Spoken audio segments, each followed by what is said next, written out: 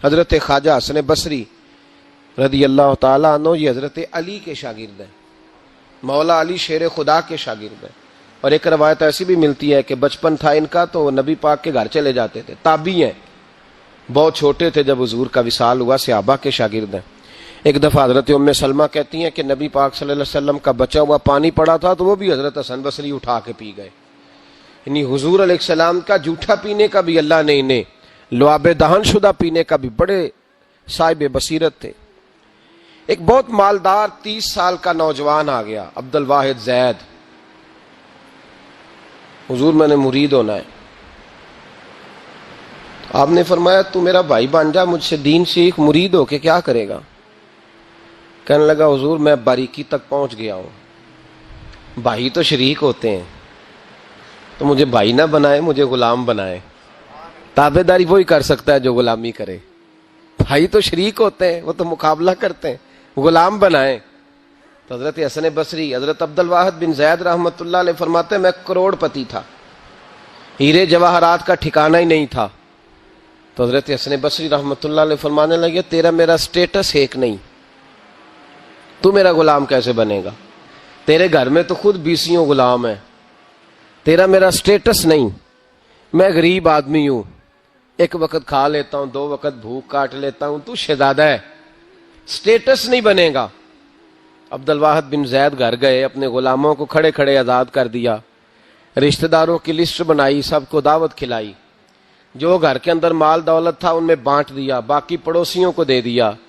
جو کپڑے پہنے ہوئے تھے وہ بھی اتار کے صدقہ کیے. ٹاٹ کا لباس پہن کے حضرت حسن بصری کے سامنے آ کے کھڑے ہوئے. خواجہ حسن بصری نے نظر اٹھائی، کہا اچھا یہ حال کیسے ہو گیا؟ کہا حضور ہر شے بیچ آیا ہوں. کہا کیوں؟ فرمانے لگے آپ نے کہا تھا تیرا میرا سٹیٹس نہیں، اب تو ایک ہو گیا ہے نا، اب تو سٹیٹس ایک ہو گیا نا، اب غلامی ملے گی.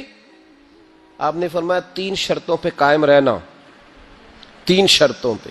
ایک، اللہ والوں پہ زندگی میں اعتراض نہ کرنا، کبھی رب اللہ تعالیٰ کے بندوں پر اعتراض، کوئی چیز نظر آئے بھی تو شکوہ نہ کرنا، سمجھ لینا کہ میری نگاہ کی غلطی ہے. اور دوسرا، روز اپنے اوپر محنت کرنا، محبت کم نہیں ہونی چاہیے، بڑھنی چاہیے. اور تیسرا فرمایا مجھے کہنے کی ضرورت نہ پڑے، کہنے کی ضرورت، تجھے اشارہ سمجھ جانا چاہیے. عبد الواحد بن زید کہنے لگے حضور ملے گا کیا؟ آپ فرمانے لگے یہ تیرا مطالبہ بھی غلط ہے، وہ تو بعد کی بات ہے، ملتا کیا ہے. غلامی میں آ گئے.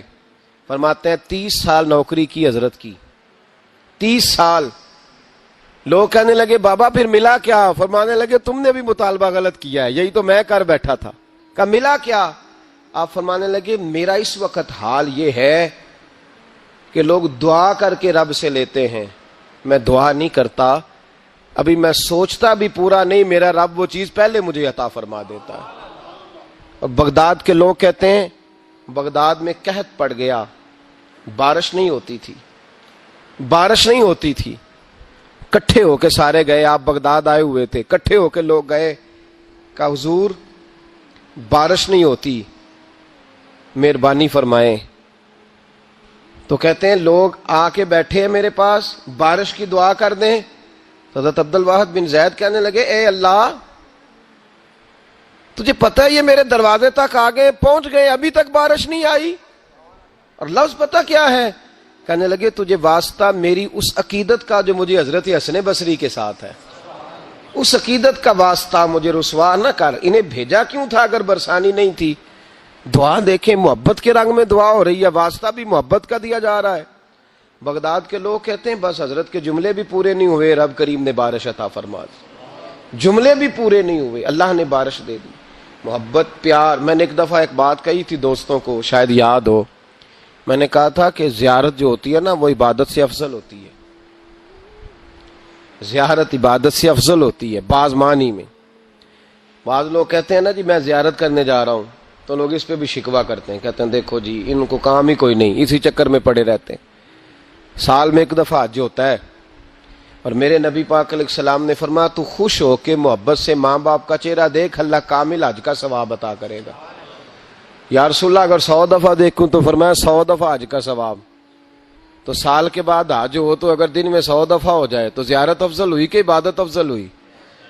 نبی پاک صلی اللہ علیہ وسلم نے فرمایا النظر الی وجہ العالم عبادہ، اگر تو کسی عالم کے چہرے کو دیکھتا بھی رہے تو رب تجھے اپنی عبادت کا درجہ عطا فرمائے گا۔ تو کر تو آپ زیارت رہے ہیں، ثواب کس بات کا مل رہا ہے؟ اس پر میں نے دلائل دیے تھے، وہ کسی جگہ ریکارڈ بھی ہوں گے، تو یاد رکھ لیں محبت میں کمزوری نہیں ہونی چاہیے۔ محبت جس کی کمزور ہو گئی ختم ہو گیا۔ ایک منٹ کے لیے بھی اپنے اوپر یہ یاد رکھیں، وہ کہا تھا حضرت سلطان باؤ نے، جو دم غافل سو دم کافر۔ یاد رکھیں عقیدتوں میں جب لچک آتی ہے نا، جب کمزوری پیدا ہونے لگتی ہے، کمزوری، پھر رشتے سہاروں کے محتاج ہونے لگ جاتے ہیں، پھر رشتے سہاروں کے محتاج ہوتے ہیں، پھر گفتگو کے محتاج ہوتے ہیں، سمجھانے کے محتاج ہوتے ہیں، پھر توجہ دلانے کے، اور جب رشتے سہاروں کے محتاج ہوتے ہیں تو پھر رشتے بیساکھیوں والے ہو جاتے ہیں، لنگڑے ہو جاتے ہیں، پھر ان کا حسن ضائع ہو جاتا ہے۔ اقبال نے کہا تھا نہ وہ حسن میں رہی شوخیاں، نہ وہ عشق میں رہی گرمیاں، نہ وہ غزنوی میں تڑپ رہی، نہ وہ خم ہے زلف ایاز میں۔ وہ کیفیت نہیں رہتی جس کو کہنا پڑا، بتانا پڑا، سمجھانا پڑا۔ اس نے تو بیساکھی مانگی ہے، بیساکھیاں نہ مانگیں، اپنی محبت کو دوام دیں، روز نئے سے نیا زاویہ۔ کسی نے حضرت ابو بکر صدیق رضی اللہ تعالیٰ عنہ کے بارے میں بڑا خوبصورت جملہ لکھا ہے، انہوں نے لکھا ہے قریب رہنے والے کی محبت کم ہوتی ہے۔ یار کتنا بندہ قریب رہ سکتا ہے، حد ہوتی ہے نا۔ کہنے لگے یہ عجیب شخص ہے، ہمیں عجیب نسخہ بتا گیا ہے۔ کہتے ہیں قریب رہنے سے محبت کم نہیں ہوتی، بلکہ محبت تو تب بڑھتی ہے کہ بندہ قبر میں بھی ساتھ اکٹھا ہو جائے۔ وہ جاتی دفعہ مزار کا بھی ساتھ لے گئے۔ وہ کچا رنگ للاری والا جڑا چڑھدا لیندا رہندا، عشق تیرے دا رنگ محمد چڑھ جائے پھر نہیں لیندا۔